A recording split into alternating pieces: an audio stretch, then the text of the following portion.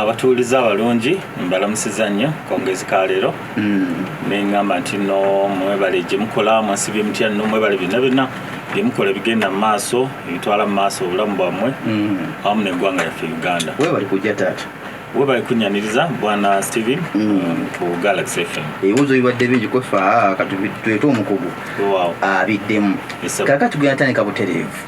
Tugenda mu kulonda kwa 2021.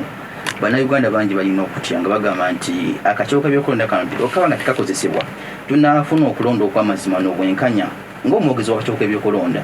Otwogera akalulu ak'amazima n'obwenkanya kitegeeza ki? Akalulu ak'amazima n'obwenkanya keeko nga katambula mu ngeri tusookera ddala egoberera amateeka kakasa nti n'abantu bakeetabamu mu ddembe era ng'ebivaamu biraga okwagala kwabwe nga abantu be bayagadde okulonda be buddala abalangirirwa nga bafunye n'omukisa okukeetabamu okwewandiisa ng'abalonzi okuwagira omuntu gwe baagala okuwuliriza abantu baabwe baagala ensonga ze boogerako nga mulimu okuvuganya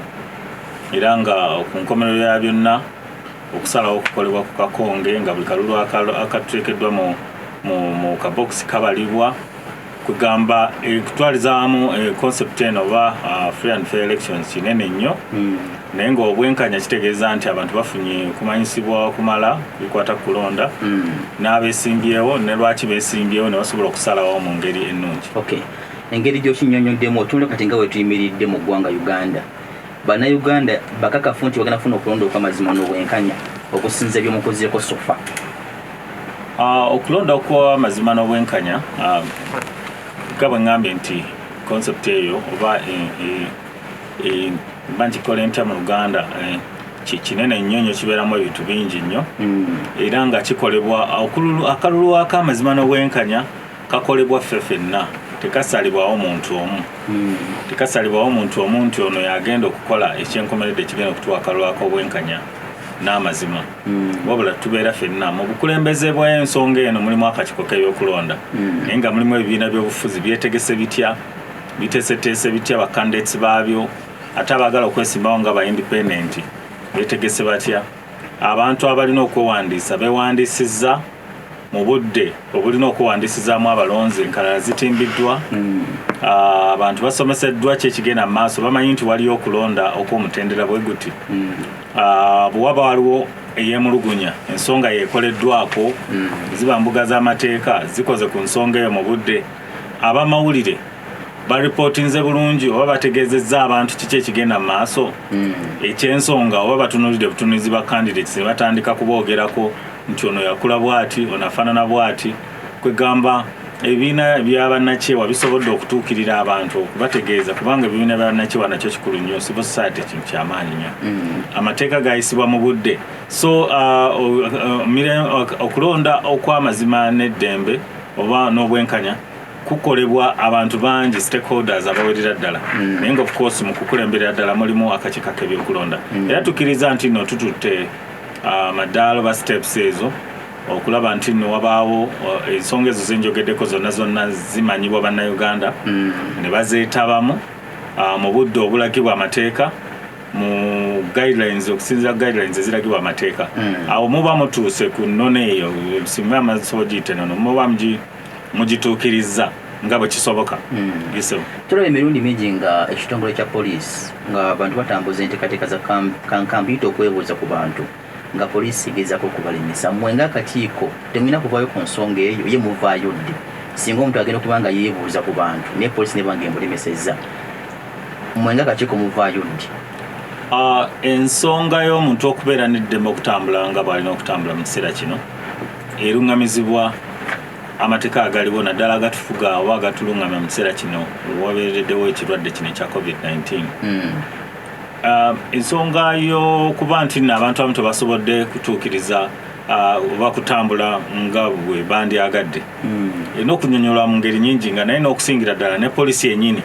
kuba poliisi erina obuvunaanyizibwa okulaga lwaki tesobodde kukkiriza nteekateeka emu ogenda mu maaso obuvunaanyizibwa bwe buli tulina obuvunaanyizibwa nga electoral commission kuba ffe twafulumya road map era abantu abakola byo bikolebwa mu kiseera kino ebikwatagana n'ebyokulonda oba ebyobukulembeze bigobera roadmap yaffe yensonga lwaki naddala mu kiseera ekya covid kino watandika okubaawo obukubagano obwo n'obutategeragana twatandika okuyita enjuyi zombi nti mujje mututegeeze ki ekigenda mu maaso buli omu nayogera esayidi ye mpozi obuvunaanyizibwa ne busigala nti nno omuntu ayagala okutambula alina okukwataganira ddala wamu ne poliisi kuba poliisi ekyalina emirimu gyekola mu mbeera ya bulijjo ate naawe ayagala okwesimbawo olina obuvunaanyizibwa eri poliisi waliwo nnyo oluusi ebintu bibeerawo olw'okubanga abantu bano tebawuliziganya naye nzikiriza singa baba bawuliziganya kiyinza okukendeeza embeera gye tulaba oluusi evaamu okutambula nga tebakwataganye bulungi so ffe nga electoral commission kyekituyigiriza kwe kunyweza ze tuyita guidelines zaffe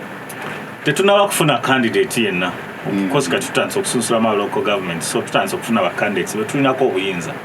atukkiriza nti nga tweyongera okufuna obuyinza n'okulungamya programs z'abantu bano tugenda kulaba nga cases zikendereza programs ezigwawo obugwi oba programs ezituukawo nga tezikwataganyiziddwa omu n'agamba nti affe tebatutegeeza n'abategeeza ne batandika okuwaanyisiganya ebigambo kubanga bw'osunsulwamu ekimu ku bintu by'osooka okukola kwe kutuwa program yo enteekateeka yo ne tugikwasaganya ne tuleetamu abakulembera district ebyokulonda ne bakulembera program eyo nga bayambibwako police mpozi ne mu kiseera kino engeri gye tulina obulwadde bwa covid okwasaganya ne task force ya covid so nzikiriza nti ensonga zino zigenda kukendeera ddala mpozi zigwawo n'okugwawo kubanga tugenze tugonjoola ensonga ezo ziba zikyaliwo then tulina okutunulira buli case nga tugitunulira ku bwayo naye ng'enkola waliwo kati guidelines ezirungamya omuntu engeri gy'ayinza okukolamu enkuŋŋaana ezo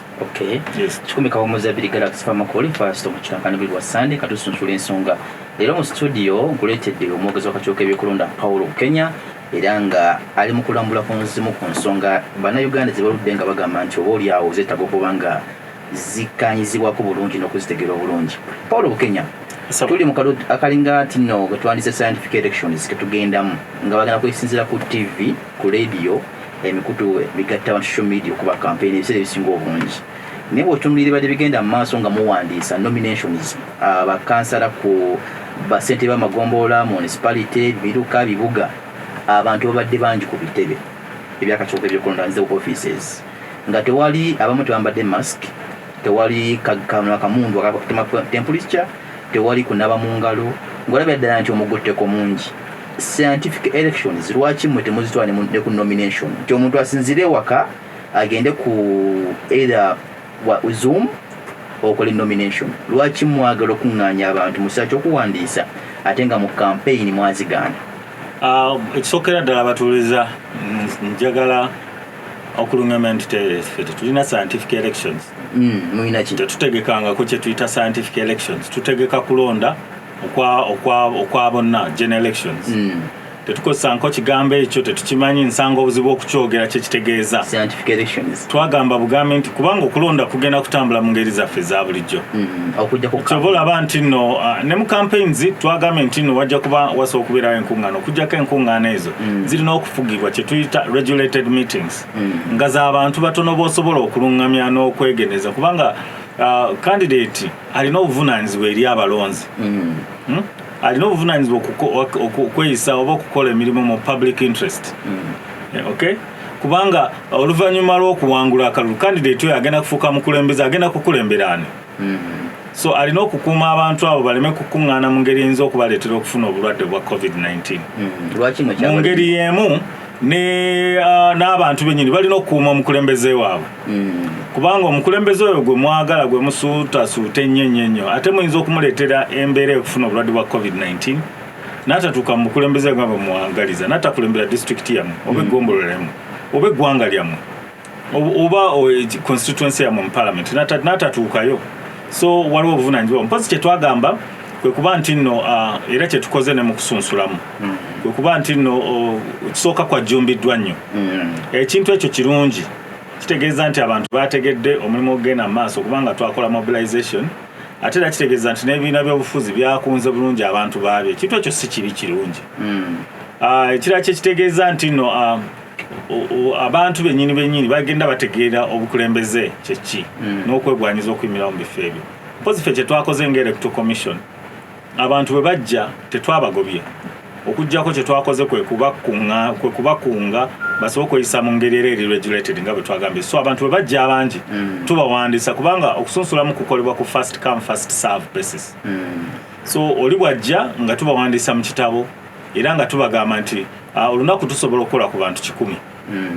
Bwe mutuuka ku namba 10 nga mugamba nti kati mmwe mukomewo enkya ku makya mwe tugenda okusookerako n'abalala bwe batyo kubanga niwankubadde twali tumanyi nti abantu bajja kuba bangi mpozi nga ensonga lwaki twabawa n'ennaku nnyingi kubanga bwe weegendereza okusunsulamu mu Uganda kukolebwa ennaku 2. Presidential ennaku 2 ejja kuba 2nd November ne 3rd November. Parliamentary ennaku 2 12 October ne 13 October. Ne local government twabawadde ennaku nnyingi okuvanga 21 September paka nga 1 October. Kino kyakoleddwa olwokubanga tumanyi nti babeera bangi. So kati omulimu gwe tuliko gwe gw'okukakasa nti nate teguba mujjuzo guleete kino. Tulina okunaaba mu ngalo abatalina mask tubadde tubataaninga awe nga tubagamba nti muddeeyo okujjako nti waliwo okusomooza okwa enforcement kubanga teams twasooka okudeployinga za security twasanze nti tuyinza okwetaaga abasirikale abasingako ku abo be tulina era ekyo twakwataganye ne ba DPCs ne batwongera ku security okwasa guideline eyo obumundu obwa temperature obupima ebbugumu bwe bumu ku buntu bimu ku bintu bye twabalirira kubanga covid mupya tetwamanyina mu budget tubeere nga tubifuna era ku lunaku lw'okulonda bijja kubeera ku polling stations naye nga mu okusunsulamu si buli wamu nti wabaddewo okusomooza kuno kuli mu bifo ebimu ebyabadde n'omujjuzo gw'amaanyi nnyo ebifo ebimu byasobodde okugoberera era ne Kampala yennyini bwe twabadde n'omujjuzo twasobodde okutegeeza abantu babadde bakkakkamu tewali bavuze ebimotoka bya convoy tetulabiddeeko ddala bivulu era bagomberedde amateekera twagala okubeeyanza okukola omulimu ogwo bwe batyo. Of course waliwo okusomooza kubanga ne ku lunaku olusookera ddala twalabye nti abantu bazze bangi ne tutegeera n'okutegeera lwaki kubanga abantu abagala okwesimbawo nga ba independent bayitiridde obungi n'obubonero bwe tukozesa obubonero 10 ne buggwawo ne wesanga nti ku kifo ekimu ekya kansala wegombolola agenda kugombolola kivuganyiziddwako abantu 15 nga abebiina by'obufuzi bali 2 13 bali independent. Obubonero bwaffe bwe tukozesa bulijjo okuwa ba independent kuba ba independent sebaba na bubonero bwaffe ffe tubawo obubonero buli 10 kyatuwaliriza okuddayo mangu okutuula tusalewo ku bubonero obulala ne twongerayo obubonero obulala 10 kati buli 20 kubanga abantu babadde bangi nnyo so kikyali kyakusomooza then ne security nga bwe nkugambye nti we twabalira nti ku center kubanga bulijjo center ebeerako abasirikale nga 5 ne bamalira bulungi nnyo omulimu ogwo naye kati ne weesanga nga weetaga abasirikale 20 kubanga abantu bazze bangi okujjumbira ebyokulonda kirungi nnyo kyekimu ku bubonero buli wabuuziza nti okulonda okw'amazima n'obwenkanya participation okwetaba mu kulonda kikulu nnyo so tetusobola kugoba muntu azze okujjako okubalagirira nti kati tubawandike first come first serve abalala mukomewo enkya so kwe kusomooza okwo mpozi n'okulaba nti ebibiina by'obufuzi birina ebibasomooza munda kubanga waliwo abazze nga tebannamaliriza nsonga zaabwe ez'omunda eri oli najja n'agamba nti ndi wa kibiina bwe kiti ne bwe kiti ebibiina bya njawulo ndi wa kibiina katugambe oba FDC oba DP oba NUP ndi wa NRM naye ng'ate empapula ze tezinnakakasibwa kibiina ekyo oba abantu be baatulaga nti nno bwe balina okubateekerako emikono so waliwo okukyamuka okungi okw'amaanyi oli najja buzinga ayambadde akakofiira ka NUP oba aka People Power n'agamba nze ndi wa People Power nzize kunsunsulamu ebintu yabijja ku Facebook bulungi n'abijjuza bulungi naye ng'ate People Power si kibiina kya byabufuzi so twalabye n'abantu bwe batyo gye tubalungamya nti nedda ddayo weetegeke bwoti wakyali ennaku ez'okusunsulamu obonooba oterezezza ojja kukomawo ofune kyoyagala. Okay, chikumi kawomoza bili Galaxy Farmer Call Firestorm buli wasante ino mwogezi wakachoke yokulonda mu ggwanga Paulo Kenya. Ku nsonga ey'okubiri obadde oba n'abafuzi ab'enjala abadde ne banga b'emulugunya kuliko Dr. Kizza Besigye nti omumanyi bulungi abadde muntu wamwe nnyo kuliko Mugisha Muntu ono wa Alliance for National Transformation ANT bagamba nti nno programu yammwe y'akacoke by'okulonda bagikubyemu ebituli mu ngeri bweti nga bagamba nti otundi abakansala be muli mu kusunsula kati bagenda bba n'emyezi kati 5 ku 6 okuba kampeyini bw'otulira ba MPs bemugenda osunsula gye bujjakaawo balinaka obudde wakati w'emyezi 3.4 okuba kampeyini naye ate omuntu agenda okusimba ku bukulembeze bw'eggwanga ng'agenda kutambula counties 353 ng'agenda kutambula district mu ggwanga 146 kati agenda kutambula ebibuga 8 nga kuliko ne Kampala. Mumuwadde ebbanga erika wansi wa myezi 3 okutambula eggwanga lyonna ng'agamba nti golaba kiri possible okubanga ate omukulembeze gwagenda kutambula eggwanga lyonna ate yasinga akadde akatono nga gwe omuguzi w'akakiiko ebyokulonda omuntu ono agenda kikwasaganya atya ye golaba kicontributing akalu kali fair and fair. Mpozi we tutuuka ku bbanga lyetuwa abaagala okwesimba okuvuganya ku bifo ebyenjawulo waliwo factors oba ebintu ebitunuulirwa. Ekyokera ddala waliwo abantu bangi abogere ku nsonga ya local government councils nti ziwereddwa ebbanga ddene. Ebifo ebigenda okujjuzibwa ku local government council ebisinga obungi ate nga byonna bya bukonge bakozesa secret ballot bya ballot papers. Genda kujjuza ebifo ku local government ebiwerera ddala 4,015 mu 2027. Ate nga ebifo bino byonna kirabika bigenda kuvuganyizibwa kuba olwedde twalabye eddanga newe tusuubira nti noobono kansala ono tajja kuvuganyizibwa. Tulaba olwedde reports nti abantu bangi bazze bajjumbidde okulonda kuno. Okulonda kwa local government councils kwe kusinga obuwanvu, kwe kusinga obunene, kwe kusinga okwetaaga okutegekera. Okutegeka obukonge bw'abalonzi oba obululu ballot papers eza local government council kumpi zeetaaga emyezi 3 egijjulidde ddala nga mutegeka butegesi bukonge then mu bukubira omwezi nga gumu mu bukomyewo mu bugabanye bugende mu buli kifo kyonna. Bwe tuba logistically gye tutegeeza nti n'okulonda kwa local government council kwe kusinga obunene. Okukikuwa obulungi ekifaananyi akalulu ka president tukuba akakonge kamu ne bwe babeera ba candidates 10 tubateeka ku kakonge lupapula lumu n'okuba n'okubisaamu emiwendo n'otwala mu kyuma n'okuba obululu miliyoni 17,700 egy'abalonzi mu Uganda. Okwawukanako ne local government bane gombolola kuliko ba candidates bwe bati bano 3 bali 6 bali 8 buno buli 13 buli 15 buli 6 bali 17 bano bali 35. Local government yetaaga okutegekera okumala over a long period of time. Teka nnyo osinga ka president. Parliament nayo ekendeerako ate sinene nnyo bwetyo. Naye ng'okutwaliza wamu presidential candidates bagenda kubeera ne weeks eziwerera ddala 8. Weeks 8 gy'emyezi 2 egijjudde nga oyongeremu emyezi 2 ne sabiti nga 2 kuba tugenda kulangira olunaku olw'okulonda. Presidential candidate asobola okukuba akalulu oba okunoonya akalulu oba obuwagizi mu kiseera ekyo kubanga mu districts za Uganda 146 era teri candidate agenda mu buli district ne mu byafaayo by'okulonda okuviira ddala mu 96 teri candidate agenda mu buli district kubanga ba candidates bagatta districts bakola enkungaana ezigatta abantu bakozesa n'emikutu emirala egy'enjawulo ate n'ekirala ba candidates bakozesa ba agency baabwe okutuuka eri abalonzi. So ekyokuba nti nno waliwo ebbanga lya myezi 2 ne weeks 2 oba katugambe ze weeks 10 kutwaliza wamu tekitegeeza nti nno abeesimbyewo bagenda kubeera ku disadvantage nti era tebajja kusobola kufuna kutuuka eri bantu kubanga bulijjo enkuŋŋaana za presidential candidates newankubadde nga presidential candidate atuuka eri abantu mu nkola y'ebibiina ebyobufuzi n'ekibiina ky'ebyobufuzi kiba kinoonyezaako candidate akalulu. So osobola okubeera n'ebbanga lya mwezi gumu ne weesimbawo era navuganya ku bwa president n'osobola okutuuka eri bannayuganda bonna mu mikutu egyo egy'enjawulo. Kino ekiseera kye muteekawo kiri mu ssemateeka oba mwe mukiteekateeka? Of course tutunuulira amateeka nga kisobozesa candidate okutuuka eri abantu naye districts gye zigenda zeeyongera n'obungi mu Kampala amasaza ag'ogambye awo bwe kiba nga kyakuwa candidate buli district kiba kitegeeza nti campaign za presidential zigenda kumala omwaka gumu ate nga presidential campaigns tesobola kumala mwaka gumu. Yes sir. Okay. Bw'otunuulira ebigenda maaso mu ggwanga nti twakweyambisa scientific elections nga waliwo ebitundu ebimu byogambye nti nno bajja kukkiriza okuba enkuŋŋaana ensaamusaamu ani agenda okupima obungi bw'abantu abagenda kujja mu bitundu ebyo ebisaamusaamu gy'ogambye ye ekyokubiri singa abantu bajja omu ne batuula mu kugenda bavaawo nga bali wa mu kirindi singa abanga aliwo nga alina covid tatambuza obulwadde. Ekimu ku bintu bye tugenda okuteekako essiira nti buli candidate bw'anaaba nga atandika campaign ye twagala atandike n'obubaka obw'okuwala ekirwadde kya covid-19 ate era baba amaliriza obubaka bwe bwa campaign akubiriza abantu okwewala okusasanya ekirwadde kya COVID-19. Ekyo kikola kya buvunaanyizibwa nnyo eri candidate kubanga nga bwe twayogedde nga tutandika program eno nti candidate yeetaaga abantu bano nga balamu agenda kubeera mukulembeze waabwe.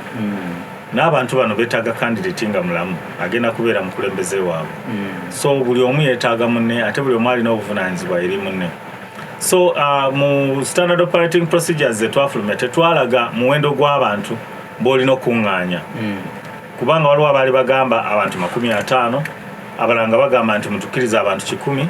abalala nga bagamba nti affe tujja kukozesa bisaawe by'amasomero byokka Boma Grounds headquarters ku ssaza headquarters wetujja okukoleranga enkuŋŋaana. Omulala n'agamba nti nja kukozesa kisaawe kya mupiira. So nga bw'okitunuulira obulungi olaba nti bwe twalungamya ne tugamba nti nno ekifo obunene bw'ekifo n'obugazi bw'ekifo kyekigenda okusalawo bantu bameka bogenda okuŋŋaanya. Yensonga lwaki tulabye nti nno luli tuba tulina etteeka eya poliisi erya Poma mwesinzire okulemesa abamu kuba enkuŋŋaana. Poliisi tegenda kweyambisa akawaayiro ke mugambye ako kubanga eremesa abamu kuba enkuŋŋaana. For example, nyinza okubangamba nti main hall eno njagalamu abantu 10. Yo poliisi negamba mbu teekamu abantu 3. Okitegeera? Tekalinga kagenda okulemesa abamu kuba enkuŋŋaana. Tekisoboka kubanga poliisi erina okubeera reasonable. Ate poliisi tegenda kukola yokka. Tosobola gamba nti no hall ey'abantu 5 kuba kino twakitandiseeko nadda. Weekiti olabe kati nga President Museveni yagambye agambye abantu 7 buli kkanisa. Osanga ekkanisa y'abantu 1,000 nga mu abantu 7. Ebintu by'okulonda twafulumiza dda standard operating procedures ez'okulonda. Amasinzizo n'engeri gye gatambuzaamu ebintu byago mu masinzizo ebikolebwa enkwaya engeri gye ziyimbamu ole communion okuteeka emikono ku bantu n'okusaba n'okukwata mu ngalo n'ebirala ate byawukanako n'ebya campaign. Wetumaliddeko sabbiiti eno nga waliwo ensonga bannansi ebabobya omutwe nti njasobola nkubuuze kituufu nti akakiiko k'ebyokulonda mwavayo ne muwa Male Mabirizi academic papers za Robert Kyagulanyi Center mwakikola bwe yali ng'ali mu kkooti? Waliwo empapula ezasabibwa eza Robert Center Kyagulanyi zaweebwayo. Kituufu nti n'amateeka muwadanku nnyingi yabasabye empapula z'omukulembeze w'eggwanga ezakozesa mu 2016. Mwami Mwada lawyer waliwo ebintu bye yasaba information gye yasaba kwatagana ne candidate ya Yoweri Museveni eya 2016 general elections. Yali very clear bwe yali akola okusaba okwo nga takakasa nti nno yasunsulwamu bulungi mu 2016. Era ebibuuzo bye yabuuza mu kusaba kookwo akakiiko k'ebyokulonda kamuddamu ne kamuguidinga ne kamulungamya ne kamuddamu nga bwe yasaba. Yes. Singa Munnayuganda yenna avaayo ng'ayagala academic papers z'omukulembeze w'eggwanga, is it possible? Zisabire ddala bw'otyo ngugambire ddala njagala kino na kino na kiri okusinga okuba nti kugamba abantu babadde tambuza watulaba ku Facebook biki mutuwe empapula naye zo noziganya ovaayo. Omuntu bw'aba akoze request ng'eri clear obanga asaba information obanga alina ekibuzo kyabuza okugaba ebikwata ku muntu kigoberera Access to Information Act. Waliwo etteeka eriyitibwa Access to Information Act mu Uganda kiri mu constitution okufuna information. Waliwo emitendera gy'oyitamu, waliwo ne ebintu by'olina okulaga kyagala okukozesa information n'okubeera clear information kijoyagala. Nzikiriza bulungi nti no information buli omu nga bwe yagisaba yamuweebwanga bwe yagisaba. Kwegamba singa atereeza kyayagala ekituufu simanyi oba kyeyasaba kituufu kubanga nze soba mulowooleza naye yaddibwamu naye pulidenti yeemulugunya waliwo okusaba kulala kwayagala okukola ali within his right. Kubanga bacandidates bano bwe basimbibwawo bwe beesimbawo kati nga abakasunsulwamu ku local governments fayiro zaabwe we ziri open omuntu yenna yagala okuzitunuulira okulaba oba waliwo ensonga yonna asobola okulaba fayiro ezo. Okay? Naye ate fayiro z'abantu abeesimbyewo teziri mu lujjudde tetuzitadde ku street teziri na ku website tetuziteeka ku website kubanga tulina okubakuuma. Kyova olaba nti n'abaasaba empapula za Mwami Kyagulanyi ne bazifuna ate ebintu ne babiteeka ku website bakola ne baziteeka ku social media bakola kikyamu kubanga ate abamu bwe batuuka ku mikutu gino ne batandika n'okuzannyira mu bipapula bya Honorable Sentamu. So bw'oba osabye ebikwata ku muntu n'obifuna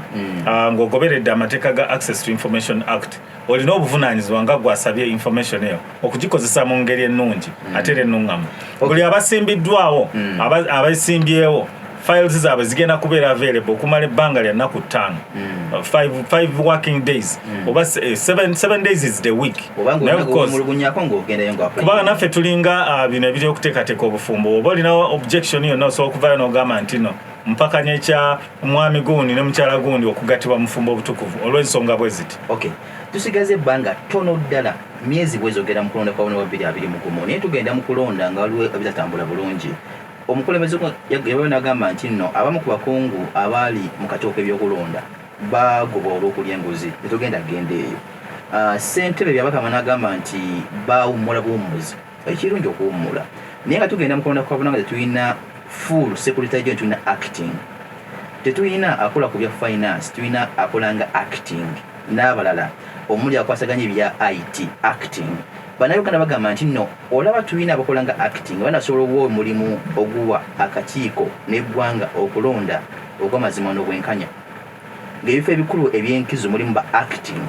Akakiiko k'ebyokulonda kalina abakozi abatambuza emirimu gyako mu kiseera kino. Singa nange akolanga omwogezi w'akakiiko k'ebyokulonda tubadde nabo na confidence wandibadde tompita kuba ku program eno somesa bannayuganda olwokubanga I am acting, so wandibadde tompita wano era oba ne byenjogera wandibadde tobikkiriza kunteeka ku empewo zino za buvunaanyizibwa. Naye akakiiko k'ebyokulonda kalina abo abakozi abakola emirimu oluvannyuma lw'abakozi abamu okuleka akakiiko k'ebyokulonda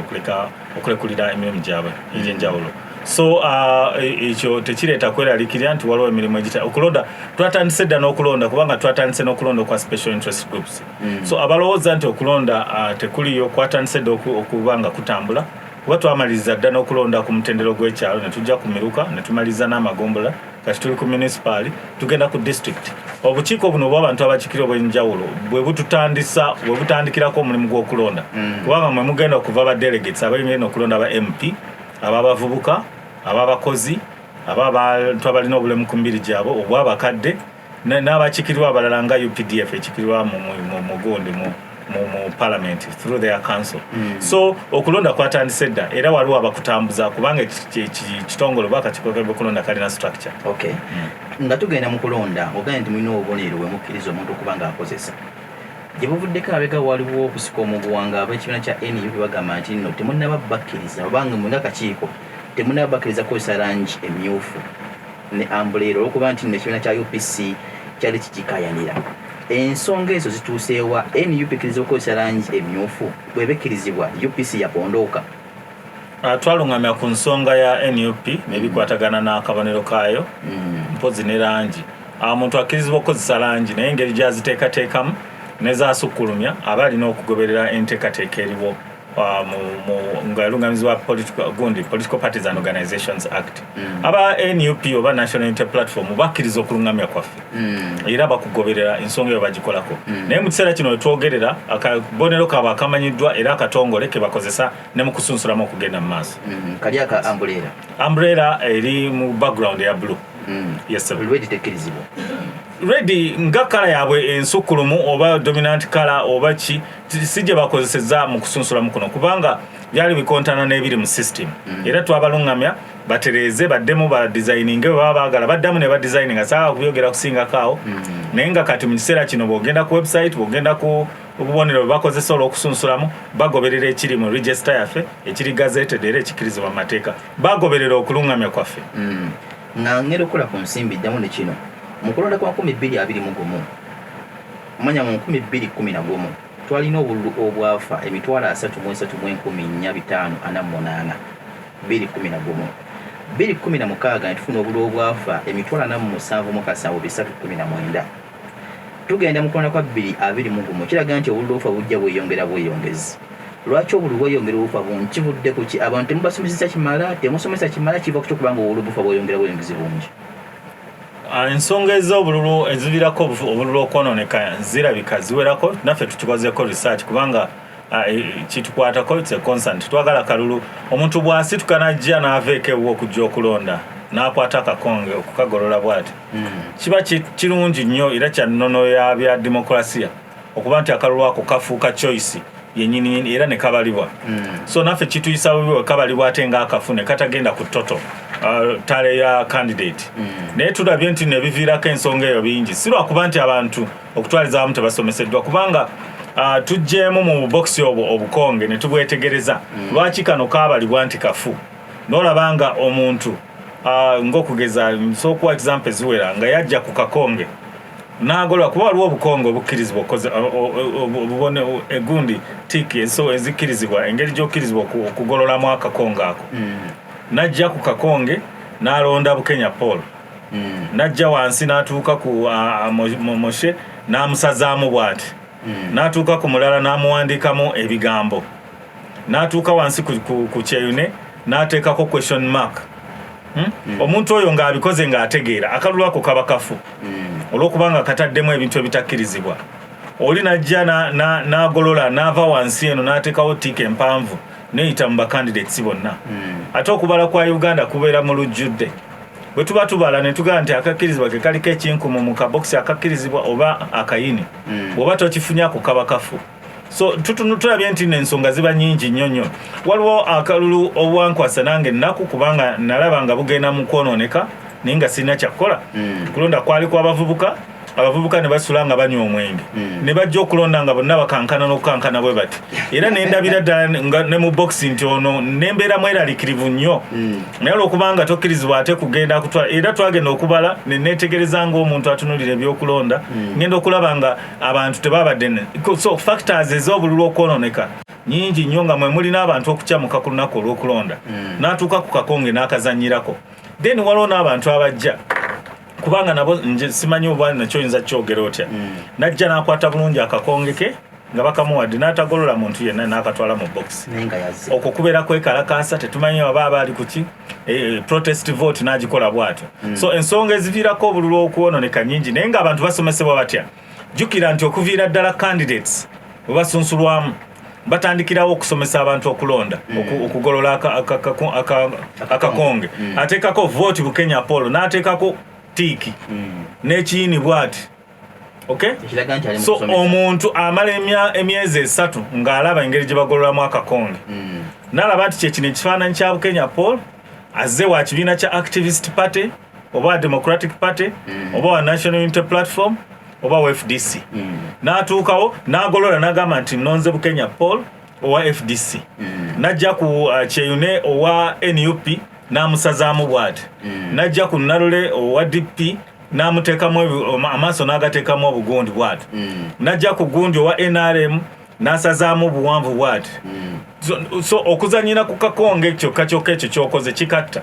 ne gw'olonze Bukenya n'afiirwa akalulu ako era tweyanziza nnyo okutuleetera omukulu videos abenshi ensonga z'asomesa naffe twongere ogenda maaso n'okubeera nga tumira ennyoka ensonga ezikwatagana ku byokulonda kakati amannya nze godi nga nsinzidde wano kazo ekibuuzo ebirungi byenjagala okubuuza omukulu oyo biringa bibiri ekibuuzo ekisooka omuntu ajja n'atiikinga mu muntu gw'ayagala waliwo obwosi buli bubiri waliwo akabeeramu ekifaananyi kyoyo gwagenda okulonda newabeerawo n'akabeera sayidi endala waalina otiikinga kati bw'atiikinga mu kabokisi ako waateekeddwa otiikinga nassaamu siiki 2 oba 3 omuntu omwoyo akalulu ako kabalibwa nti kafuye oba kaba katuufu ekyokubiri kaakati ekibuuzo ekyokubiri akakiiko k'ebyokulonda bwe kaali kateekawo okulambika mu nkuba za kampeyini nga bagaana public rallies ne bagamba nti kampeyini zijja kuba za ku radio na TV na social media baagoberera tteeka kiwaliwo etteeka ne baagoberera okugamba nti nno okulonda okusinziira ku tteeka bweti ne bweriti abantu bakube kampeyini nga basinziira ku radio ku TV mukama wange nkutegedde ekibuuzo ekyokubiri hello avuddeko 070 namba yaffe y'essimu koyina okuba ng'oyita ngaba kisebamu sebo webale kuweereza sebo amanya najjo osinzidde mbambita Jamili Semogere wano ku Daloni Security Company Mutungo naye njagala okubuuza mwami Paulo Bukenya nti ebyo byonna ebyabadde enkuŋŋaana ng'aba NRM babadde bakola mu nkuŋŋaana ezabadde semba buli wawawa kati lwaki okulonda kwa bonna kulala tebazikkiriza ng'ezo ezabadde badde tebaziraba. Kale ekibuuzo kitegedde bulungi nti enkuŋŋaana ezabadde eza NRM nga wazirabye lwaki ate okwabona 2021 ate enkuŋŋaana ezo muzirimesa Paul Kenya ebibuuzo nkiwa nti onotinga kimu ku kimu ekibuuzo ekisembayo ku ssimu. Hello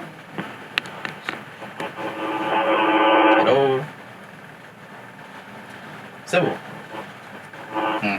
simufuna bulungi ono agamba kikwasa kito mwana je baliko ate gwe nawe ovudde ku mulamu yali ku WhatsApp ojja kuyita ku 0792102 ali ku simu. Hello banange nayanza nnyo okuyita ne ku Galaxy. Sebo ekibuga ekirime ennyo kinalambuze omwogezi w'akakiiko ebyokulonda lwaki tuba tukuba akalulu essaawa etuuse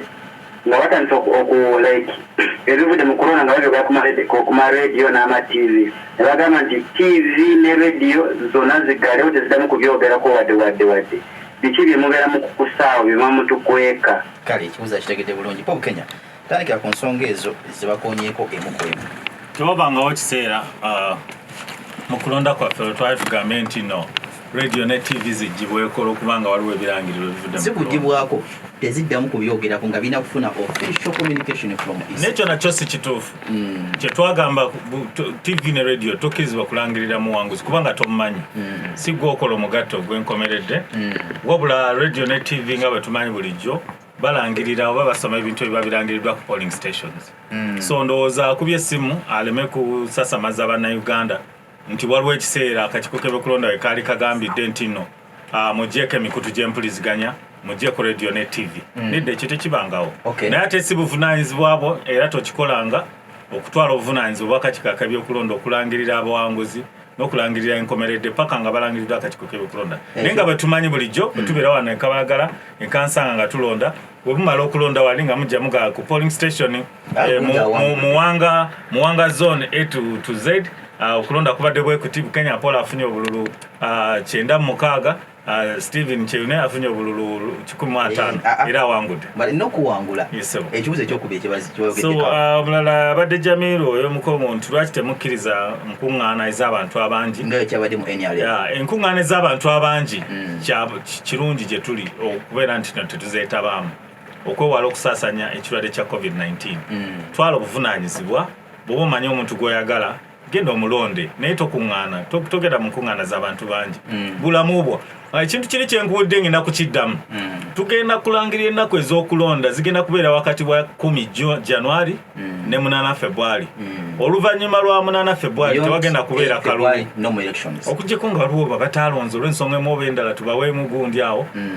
tulangirire era abantu batandika okulayira okuva nga May 12 obulamu bwo butandika okubanga bubwo. So ndowooza togenda mu kintu kiyinza kuleetera bizibu bwebanga Ministry ya Health yennyini yetugambe nti no okuŋŋaana kw'abantu abangi kukyali kuzibu togenda mu nkuŋŋaana z'abantu bangi. Ekyokusala ekibuuzo tumalirize waliwo adagamba nti no Electoral Commission esobola okuluŋŋamya ku nkuba ya campaign kyobola tukuwa essaawa mwolina okukubira obudde ffe tukuwa n'ebbanga lyolina okukolera mu campaign. So kiri mu buyinza bwaffe n'obuvunaanyizibwa bwaffe okukkiriza oba okulungamya enkuba ya campaigns. Then God owekazo njagala okuwa amagezi golola mu kabokisi akalagiddwa akatuufu ate omulundi gumu. Lwaki omuntu gw'oyagala omuteekako obubonero 3, 5, 6 anti obwagazi nedda obwagazi obwo mu nsonyi bwe kigambo ekyo kireese obuzibu abantu bagenda ne bakyamuka nnyo ne bakola ebintu osanga oba biwandiise ebyakajanja mu nsonyi bwe ekigambo ekyo kibadde kiyiseewo naye n'okyamuka nnyo n'okola ekintu ate ne kifiiriza candidate wo muntu mugolole omulundi gumu kimala kyekiraga nti noyo muntu gw'olonze bw'onoyongerako ebintu ebirala kijja kuleeta obuzibu nga tubala ate jjukira tubalira mu lujjudde tetugenda kukkiriziganya wagenda okuva akavuyo tukubagane akalulu kasazibwemu kyobadde oyagala kyononekerwa kubanga wakozeseza obubonero obusukkamu akabonero akakkirizibwa kali kamu era kateekeko akayini oba kozesa ekinkumu ndowooza byebyo so abalungi abatuuliza kibadde kirungi nnyo okugjako ku Galaxy FM mbadde ndude okugjako wano era nzikiriza nti ngenda kuma kubanga ebyokwogerako bikyali bingi nnyo mu gundi eno mu kampeyini eno gye tuliko naye mukuume mubeere balamu nga bwe nkugambye nti okulonda kuno ennaku z'okulonda ziriwo wakati wa 10 January ne 8 February oluvannyuma lwe waliyo obulamu n'olwekyo lowooza ku bulamu bwo tugenda mu nkuŋŋaana nnene ez'abantu abangi eziyinza okuleetera okufuna ekirwadde kya COVID-19 ate n'otatuuka ku byoyagala by'oluubirira mu maaso kale tweyanze tweyanzika abadde Paul Kenya omwogezi w'akakiiko k'ebyokulonda program